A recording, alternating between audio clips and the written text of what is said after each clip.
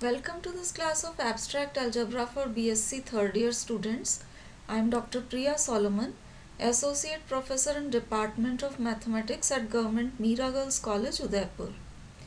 आज के लेक्चर में हमारा टॉपिक ऑफ डिस्कशन रहेगा union and intersection of subspaces. आज के लेक्चर में हम वो कंडीशंस इन्वेस्टिगेट करेंगे under which union and intersection of two subspaces forms a subspace। अब ये conditions हम कुछ theorems के थ्रू derive करेंगे। तो सबसे पहले हम देखेंगे intersection of subspaces, उपसमष्टियों का सर्वनिष्ठ किन स्थितियों में वापस subspace होता है। तो थ्योरम है कि the intersection of two subspaces W1 and W2 of a vector space VF is also a subspace of VF। तो अगर आपके पास किसी भी वेक्टर स्पेस की दो सबस्पेसेस हैं W1 and W2, according to this theorem आप इनका इंटरसेक्शन या सर्वनिष्ठ लेंगे तो इंटरसेक्शन भी हमेशा सबस्पेस ही होगा। अब इसका प्रूफ देखते हैं। W1 इंटरसेक्शन W2, मतलब जैसे ये आपके पास सबस्पेस W1 है, this is the subspace W2, तो ये बीच वाला हिस्सा होगा W1 इंटरसेक्शन W2। अब इसे हमें सबस्पेस प्रूव करना है VF का, तो सबसे पहले आपको शो करना पड़ेगा this is a non empty subset of VF। तो सबसेट ऑफ VF तो ये क्लियरली दिख रहा है, क्योंकि जैसा आप डायग्राम में देख सकते हैं W1 भी VF का सबसेट है, W2 भी VF का सबसेट है, तो naturally intersection will also be A subset of VF। अब इसको नॉन एम्प्टी शो करते हैं। तो अब आप देखिए, क्योंकि W1 एंड W2 दोनों ही सबस्पेसेस हैं, इसलिए जो ज़ीरो है, ज़ीरो W1 में भी होगा और ज़ीरो W2 में भी होगा, क्योंकि सबस्पेस होने की वजह से ये ज़ीरो दोनों में बिलोंग करेगा। अब जब ज़ीरो W1 और W2 दोनों में है तो हम कह सकते हैं कि zero belongs to W1 intersection W2। अब जैसे ही W1 इंटरसेक्शन W2 में ज़ीरो आया तो हम कह सकते हैं W1 intersection W2 is a non empty subset of VF। Non empty subset of VF होने के बाद अब हम सबस्पेस का क्राइटेरिया चेक करेंगे। तो सब स्पेस का क्राइटेरिया चेक करने के लिए दो स्केलर्स और दो वेक्टर्स हम लेते हैं। तो A एंड B दो स्केलर्स लिए, फील्ड F के एलिमेंट्स। अल्फ़ा एंड बीटा हमने लिए W1 इंटरसेक्शन W2 में, जिससे कि हमें सब स्पेस प्रूव करना है। तो अब देखिए, क्योंकि अल्फ़ा एंड बीटा इंटरसेक्शन में बिलोंग कर रहे हैं, that means alpha and beta इस रीजन में है, that means alpha and beta दोनों W1 में भी हैं और W2 में भी हैं। तो इस कंडीशन को हम दो पार्ट्स में, ये जो आपकी कंडीशन थी, इसको दो पार्ट्स में स्प्लिट कर सकते हैं कि AB belongs to F, alpha beta belongs to W1 and AB belongs to F, alpha beta belongs to W2। क्योंकि ये जो अल्फ़ा बीटा हैं दोनों में बिलोंग कर रहे हैं, तो इसको हमने W1 में भी और W2 में भी अलग अलग लिख दिया। अब हमें दे रखा है कि W1 सबस्पेस है, तो सबस्पेस का क्राइटेरिया आप W1 पे अप्लाई करिए। तो AB F में है, अल्फ़ा बीटा W1 में है और W1 सबस्पेस है, तो सबस्पेस के क्राइटेरिया से A alpha plus B beta W1 में बिलोंग करेगा। इसी तरीके से A एंड B F में है, अल्फ़ा बीटा W2 में है और W2 सबस्पेस है, इसलिए सबस्पेस के क्राइटेरिया से A alpha plus B beta will belong to W2। अब आप देखिए, A alpha plus B beta W1 में भी है और ये W2 में भी है। जब ये दोनों में बिलोंग कर रहा है तो हम कह सकते हैं कि A alpha plus B beta belongs to W1 intersection W2। तो यहाँ हमने A एंड B F में लिए थे, alpha and beta W1 intersection W2 में लिया था और शो कर दिया है कि A alpha plus B beta वापस W1 इंटरसेक्शन W2 में बिलोंग कर रहा है। तो ये सब स्पेस का criteria W1 intersection W2 fulfil कर रहा है, इसलिए अब हम कह सकते हैं कि this W1 intersection W2 is अ सब स्पेस ऑफ VF। तो अगर W1 एंड W2 सब स्पेसेस हैं, this W1 intersection W2 will always be a सब स्पेस ऑफ VF। हमने देखा कि इंटरसेक्शन ऑफ टू सबस्पेसेस तो हमेशा सबस्पेस होता है, लेकिन union of two subspaces is not always a subspace. ये हम नीचे दिए हुए एग्जांपल से देख सकते हैं। W1 हमने इस तरह के एलिमेंट्स ले रखे हैं। पहला एलिमेंट कोई भी रियल नंबर हो सकता है, दूसरे दो एलिमेंट ज़ीरो। तो ये इस टाइप के सारे एलिमेंट्स हमने एक सेट में डाल दिए, that is the set W1। W2 जो है हमने एलिमेंट्स इस टाइप के लिए हैं, first and last element zero, बीच वाला कोई भी रियल नंबर हो सकता है। तो आप चेक करके देख सकते हैं कि ये W1 एंड W2 दोनों ही सब स्पेसेस होंगी इस V3R की, लेकिन W1 union W2 is not a सब स्पेस। देखिए आप, ये क्यों सब स्पेस नहीं है? जैसे ये एलिमेंट जो है ये W1 का एलिमेंट है, W1 में है तो यूनियन में डेफिनेटली बिलोंग करेगा। इसी तरीके से ये जो एलिमेंट है W2 का एलिमेंट है, W2 में है, इसलिए ये यूनियन में डेफिनेटली होगा, क्योंकि यूनियन में W1 के भी सारे एलिमेंट्स होते हैं, W2 के भी सारे एलिमेंट्स होते हैं। तो ये W2 में है, इसलिए यूनियन में डेफिनेटली होगा। अगर W1 यूनियन W2 सबस्पेस होती तो इसे क्लोज्ड होना चाहिए था with respect to vector addition. तो अब आप देखिए, ये एलिमेंट W1 यूनियन W2 में है, ये भी W1 यूनियन W2 में है, लेकिन इन दोनों को जब आप जोड़ेंगे तो you get the element of this type. पहला एलिमेंट रियल नंबर A, दूसरा एलिमेंट रियल नंबर B और तीसरा एलिमेंट ज़ीरो। अब इस टाइप का एलिमेंट ना तो W1 में है ना W2 में है, इसलिए this does not belong to W1 union W2। इसलिए ये जो W1 यूनियन W2 है, it is not closed with respect to vector addition, और क्योंकि ये क्लोज्ड नहीं है with respect to vector addition, it is not a subspace. तो W1 यूनियन W2 का सब स्पेस होना ज़रूरी नहीं है। अब अगली थ्योरम में हम वो कंडीशन इन्वेस्टिगेट करेंगे under which union of two subspaces, मतलब दो सबस्पेसेस का आप यूनियन ले तो वो कब सबस्पेस बनेगा। तो थ्योरम कहती है कि union of two subspaces W1 and W2 of a vector space VF, it will be a subspace if and only if either W1 is a subset of W2 or W2 is a subset of W1। इनमें से एक condition satisfy हो तभी W1 union W2 subspace बनेगा।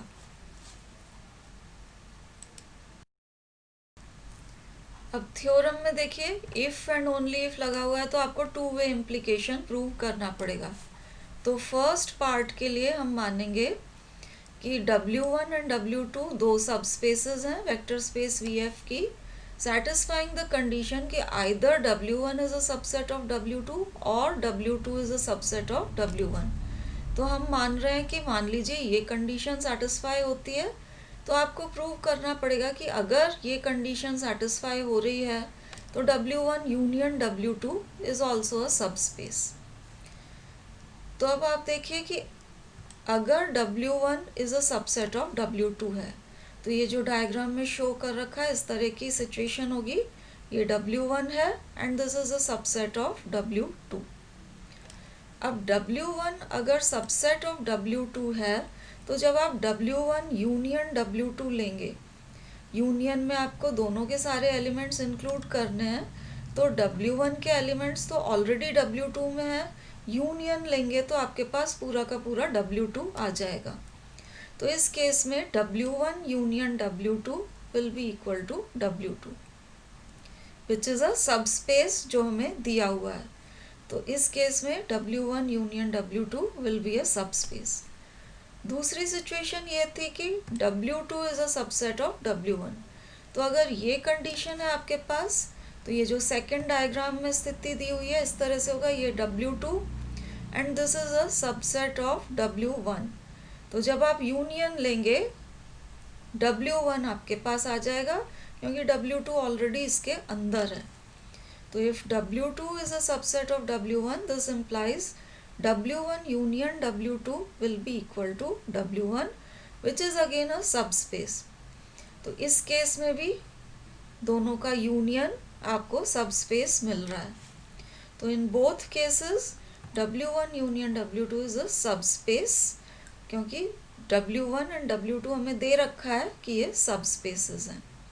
तो ये theorem का first part prove हो गया कि अगर इनमें से एक कोई भी कंडीशन सेटिस्फाई होती है तो W1 union W2 is a subspace.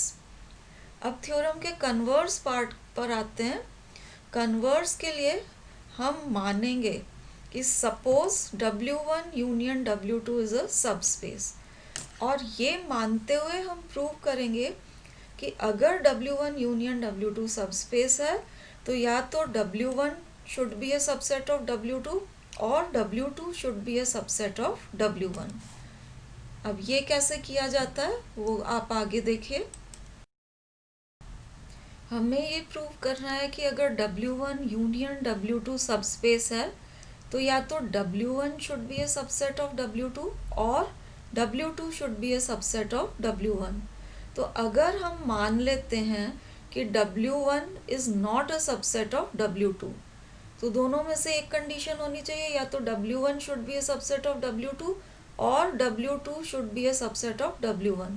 तो अगर हमने मान लिया कि W1 is not a subset of W2, तो आपको प्रूव करना पड़ेगा कि अगर ऐसा नहीं है तो W2 should be a subset of W1। अब आप देखिए यहाँ W1 is not a subset of W2 आपने माना है। Since W1 is not a subset of W2, अगर ये सबसेट होता तो ये जो W1 है ये अगर W2 का सबसेट होता तो ये W2 के अंदर होता पूरा का पूरा।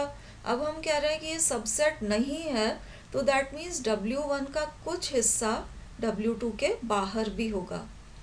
तो कम से कम एक एलिमेंट W1 का आप ऐसा निकाल सकते हैं जो कि W2 के अंदर नहीं है। तो since W1 is not a subset of W2, we can find alpha belonging to W1 such that alpha does not belong to W2। ये एलिमेंट ऐसा है जो कि W2 के अंदर नहीं है। अब आप देखिए हमें एक्चुअली प्रूव करना है कि W2 is a subset of W1।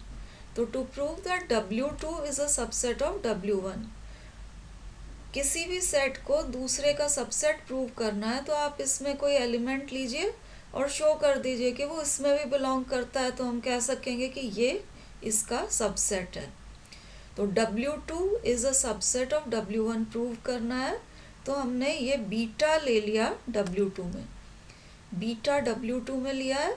अगर हम ये शो कर पाते हैं कि बीटा W1 में भी है तो हम कह सकेंगे कि W2 is a subset of W1, क्योंकि इसका हर एलिमेंट इसमें आ जाएगा।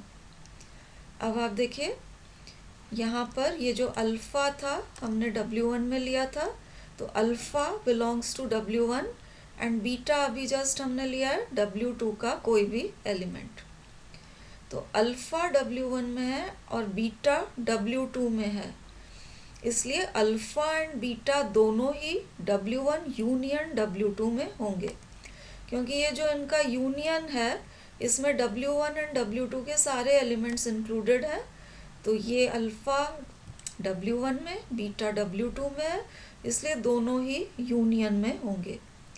अब हमने मान रखा है कि W1 union W2 is a subspace, और सबस्पेस होता है closed with respect to vector addition, इसलिए अल्फ़ा एंड बीटा अगर यूनियन में है इस तो अल्फ़ा प्लस बीटा भी W1 यूनियन W2 में बिलोंग करेंगे। अब ये alpha plus beta W1 union W2 में है, इट मीन्स या तो ये W1 में होना चाहिए या W2 में होना चाहिए, तभी ये यूनियन में होगा। क्योंकि यूनियन में कोई एलिमेंट तभी होता है जब वो या तो पहले सेट में हो या दूसरे में हो, दोनों में भी हो सकता है, लेकिन कम से कम एक में डेफिनेटली होना चाहिए। तो अल्फ़ा प्लस बीटा यूनियन में है, इसलिए अल्फ़ा प्लस बीटा या तो W1 में होना चाहिए या अल्फ़ा प्लस बीटा W2 में होना चाहिए, कम से कम एक में डेफिनेटली होना चाहिए। अब देखिए, अगर अल्फ़ा प्लस बीटा को हम मानते हैं कि ये W2 में है, तो ये जो बीटा है ऑलरेडी W2 का एलिमेंट था, यहाँ हमने मान रखा था beta is any element of W2। अब W2 हमें दे रखा है सब स्पेस, तो अल्फ़ा प्लस बीटा इसमें, बीटा भी W2 में है, तो इन दोनों का डिफरेंस भी वापस W2 में ही होना चाहिए बाय प्रॉपर्टी ऑफ सब स्पेस। इन दोनों का डिफरेंस निकालेंगे तो बीटा कैंसिल होके आपके पास आ जाएगा अल्फ़ा बिलोंग्स टू W2। लेकिन अल्फ़ा तो हमने ऐसा एलिमेंट लिया था W1 का जो कि W2 के बाहर है, यहाँ आपके पास आ गया अल्फ़ा बिलोंग्स टू W2, तो ये कॉन्ट्रडिक्शन है, क्योंकि अल्फ़ा तो हमने सेलेक्ट ही ऐसा एलिमेंट किया था। यहाँ आप देखिए, अल्फ़ा हमने W1 का वो एलिमेंट लिया था जो कि W2 में नहीं है, तो ये आपके पास कॉन्ट्रडिक्शन आ गया है, क्योंकि alpha does not belong to W2। अब आप देखिए कि ये कॉन्ट्रडिक्शन क्या मानने से आया है। तो अगर अल्फ़ा प्लस बीटा को W2 में मानते हैं तो आपके पास कॉन्ट्रडिक्शन आ जाता है। इसका मतलब ये जो आपने अजम्पशन लिया है ये सही नहीं है। अगर ये सही नहीं है तो देखिए, दो पॉसिबिलिटीज़ थी, अल्फ़ा प्लस बीटा या तो W2 में होता या W1 में होता। अब W2 में ले रहे हैं तो कॉन्ट्रडिक्शन आ रहा है, इसका मतलब alpha plus beta should belong to W1, तो hence we must have alpha plus beta belongs to W1। अब देखिए, अल्फ़ा प्लस बीटा W1 में है, अल्फ़ा W1 का ही एलिमेंट है। वंस अगेन आप सब स्पेस की प्रॉपर्टी लगाइए तो इन दोनों का डिफरेंस भी वापस W1 में ही होगा। इन दोनों का डिफरेंस लेंगे तो अल्फ़ा कैंसिल हो जाएगा, you get beta belongs to W1। तो अब देखिए, बीटा हमने लिया था एनी एलिमेंट ऑफ W2 और शो कर दिया है कि अगर बीटा W2 में है तो बीटा W1 में भी है, जैसा कि यहाँ पर हमारे पास आ गया है। दिस मीन्स W2 का हर एलिमेंट W1 में भी प्रेजेंट है। This means W2 is a subset of W1। तो आप देखिए, यहाँ पर हमने प्रूव कर दिया है कि अगर W1 is not a subset of W2 तो W2 is a subset of W1। इसी तरीके से हम प्रूव कर सकते हैं, आप W1 एंड W2 के रोल्स को इंटरचेंज कर दीजिए, तो आप प्रूव कर सकते हैं कि W2 is not a subset of W1 then W1 is a subset of W2। तो अगर W1 यूनियन W2 सबस्पेस है, या तो W1 सबसेट ऑफ W2 होना चाहिए या W2 सबसेट ऑफ W1 होना चाहिए। तो this completes the proof of the theorem. और ये आपको ध्यान में भी रखना है कि यूनियन ऑफ टू सबस्पेसेस हमेशा सबस्पेस नहीं होता है। Union of two subspaces is a subspace if and only if one is contained in the other, या तो पहला दूसरे में या दूसरा पहले में कंटेन्ड हो, तभी इनका यूनियन सबस्पेस बनेगा। This ends our discussion on union and intersection of subspaces. Thank you for watching.